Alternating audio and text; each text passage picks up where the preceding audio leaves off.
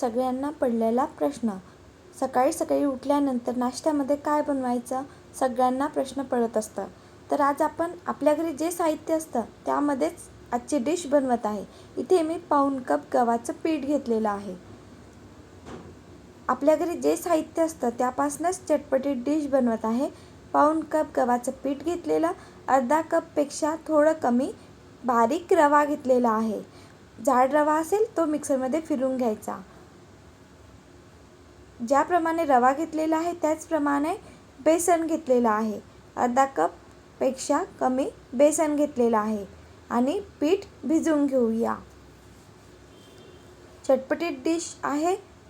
सगळ्यांना नाश्ता काय बनवायचा आणि रोज रोज पोहा उपमा नकोच वाटतं. तर आज आपण घरच्या साहित्यामध्ये चटपटीत अशी डिश बनवूया. थोडे थोडे पाणी टाकून पीठ भिजवून घेऊया. गडे नाही बनायला पाहिजे म्हणून थोडे थोडेच पाणी टाकायचे आणि पीठ छान असं पाण्यामध्ये मिक्स करून घेत आहे.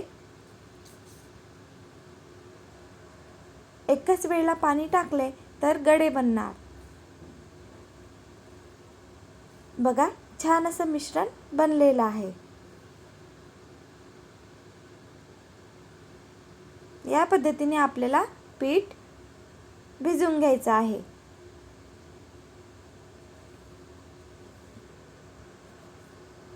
झाकून बाजूला ठेवून देऊया.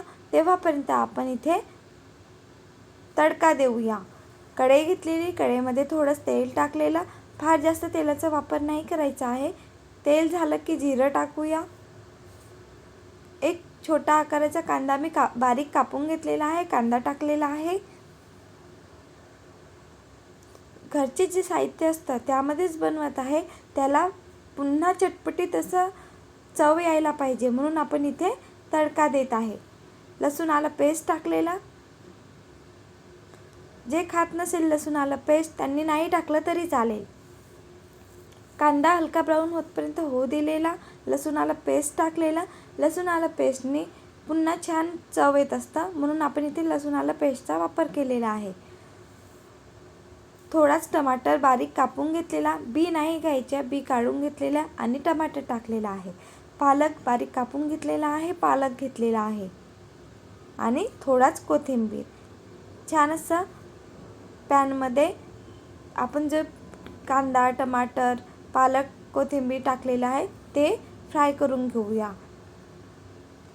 ही फोडणी टाकली तर काय होणार, मुलांच्या खाण्यामध्ये पण थोडा भाजीपाला जाणार आणि या पद्धतीने आपण मुलांसाठी पण वेगळ्या पद्धतीने काहीतरी बनवू शकणार आणि मुलांना सहज वेगळ्या पद्धतीने दिले तर खूप आवडत असतं.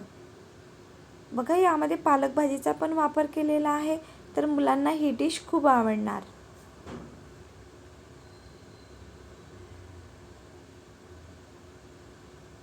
थोडाच कढीपत्ता टाकलेला, माझ्या हातकडनं स्किप झालेलं असेल. थोडाच कढीपत्ता टाकायचा असेल तर टाकला तरी चालेल, नसेल नाही टाकला तरी चालेल. पण कढीपत्त्याने पुन्हा छान चव येत असतं. आपण बॅटर बनवून घेतलेलं होतं त्यामध्ये जो तडका दिलेला आहे तो यामध्ये टाकायचा आहे. बघा आणि आपल्याला पीठ या पद्धतीने भिजवून घ्यायचं आहे. थोडंच पुन्हा वरून कोथिंबीर टाकूया.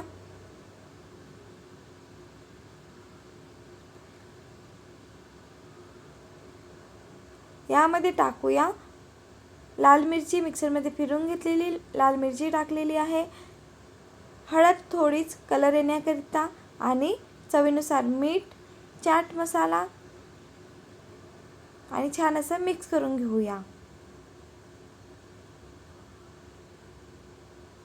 मीठ चवीनुसार टाकायचं.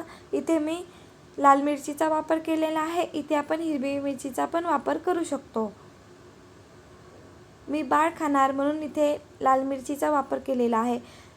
लाल मिरची मिक्सरमध्ये फिरवून घेतलेली त्याचा वापर केलेला आहे. तिथे तुम्ही लाल तिखटचा पण वापर करू शकता.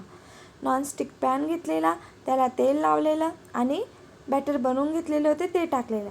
हा पराठा सहज पलटत असतं, पलटवण्याकरिता त्रास होत नाही. दोन्ही बाजूनी आपल्याला छान असा पराठा शिजवून घ्यायचा आहे. पराठा शिजवताना झाकून ठेवायचा. हा पराठा आपण आपल्या घरी तवा असतो त्यावर पण करू शकतो, पण तिथे पराठा करताना तेल जास्त वापरायचं आहे. नॉनस्टिक पॅनवर छान असा पराठा बनवून घेत आहे आपण. ज्या प्रमाणात मी पीठ घेतलेलं आहे त्यामध्ये इथे मी 4 थालीपीठ नाही म्हणूया, आज आपण पराठाच म्हणूया, 4 पराठा बनवून घेतलेला आहे. बघा, घरी साहित्य असतं त्यापासूनच आपण चटपटीत डिश बनवू शकतो आणि आपल्या घरी जे साहित्य आहे त्यामध्येच बनलेले आहे. ही डिश आपण टिफिनवर पण पॅक करून देऊ शकतो, मुलांना तसेच मोठ्यांना पण. बघूनच वाटत आहे चटपटीत, तशीच ही डिश खाण्याकरता खूप छान बनलेली आहे. आज थालीपीठ नाही म्हणूया, कारण ही डिश सहज पलटत आहे आणि छान बनलेली आहे ही डिश. पुन्हा नॉनस्टिक पॅनला थोडंसं तेल लावलेलं आणि बटर टाकलेलं, छान असे पराठे मी बनवून घेत आहे. सकाळी उठले की वेळ नसतो तर सहज ही डिश आपण आपल्या घरी साहित्य असतं आणि त्यामध्ये आणि पटकन बनणारी पराठा ही डिश आहे. अलटपलट करायचं म्हणजे जेणेकरून दोन्ही बाजूंनी छान असा पराठा शिजायला पाहिजे. विश्वास होणार नाही की आपण आपल्या घरी जे साहित्य असतं त्यामध्ये चटपटीत डिश बनवू शकतो. बघूनच वाटत आहे चटपटीत, तसेच खाण्याकरता पण खूप छान बनलेली आहे. आधी तुम्ही बनवून बघा, कमेंट करून सांगा. व्हिडिओ आवडला असेल तर like, share and subscribe. Bye bye.